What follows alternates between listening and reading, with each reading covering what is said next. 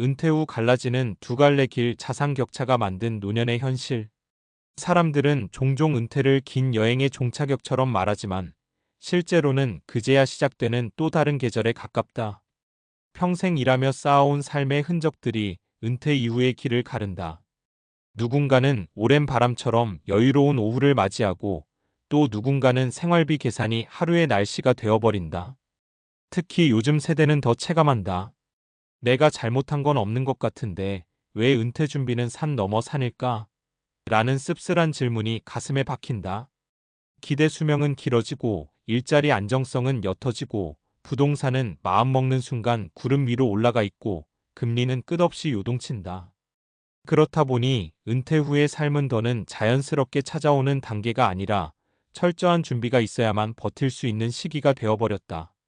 아래 세 가지 현실적인 사례를 통해 은퇴 후 갈라지는 두 갈래 길이 어떤 모습인지 그리고 우리가 어떤 선택을 할 수 있는지 구체적으로 이야기해 보려 한다. 1. 나는 준비했다고 생각했는데 예상보다 빨랐던 은퇴의 그림자. 정철수 가명 58씨는 누구보다 성실한 가장이었다. 회사에서 30년 가까이 일했고 퇴직금과 개인연금도 어느 정도 갖추고 있었다.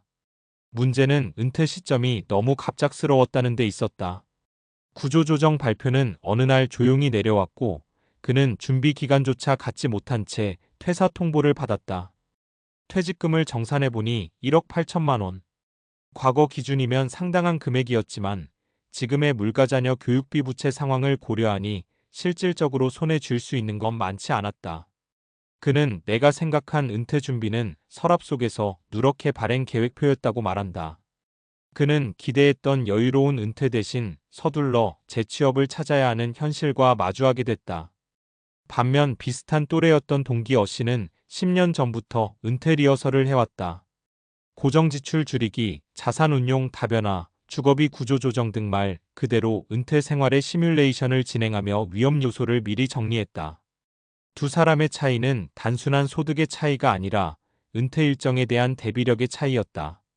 이 사례에서 보이듯 실제 은퇴는 계산보다 빨리 찾아오기 때문에 예상 은퇴 나이를 기준으로 준비하는 것은 현실과 멀어진다.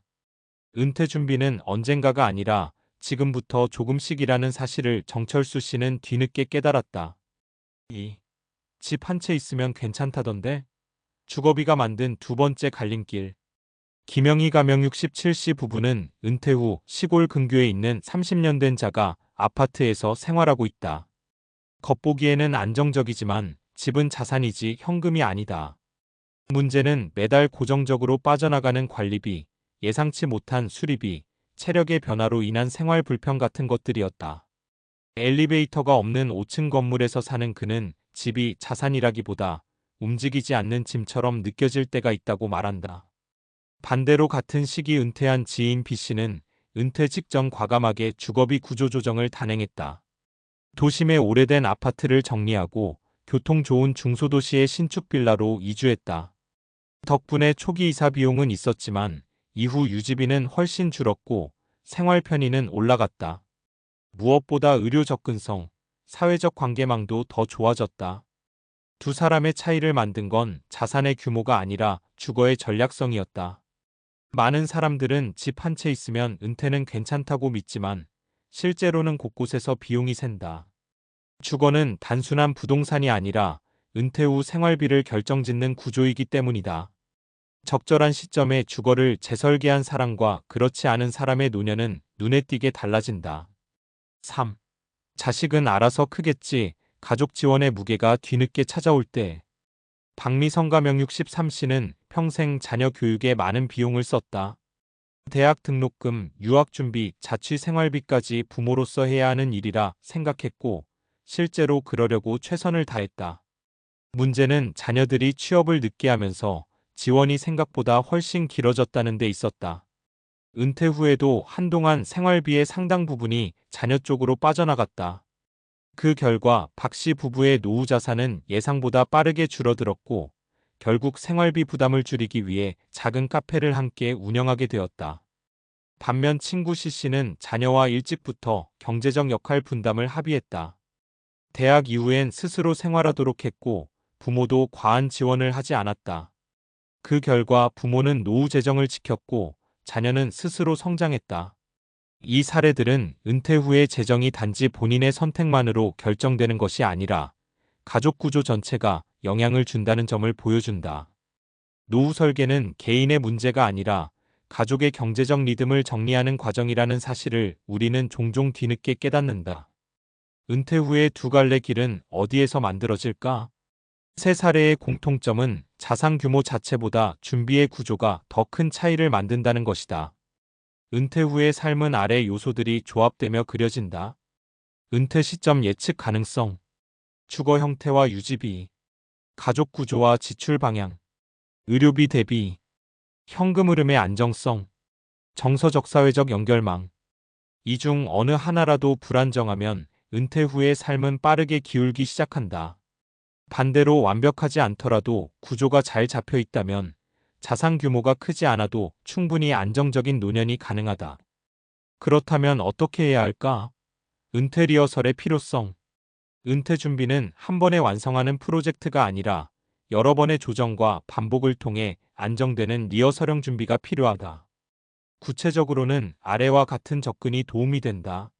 생활비 구조부터 정리하기. 현재 지출 중 은퇴 후에도 유지될 항목과 자연히 사라질 항목을 구분한다. 특히 통신비, 보험료, 식비, 교통비 같은 기본 지출을 미리 최적화해두면 은퇴 후 스트레스가 줄어든다.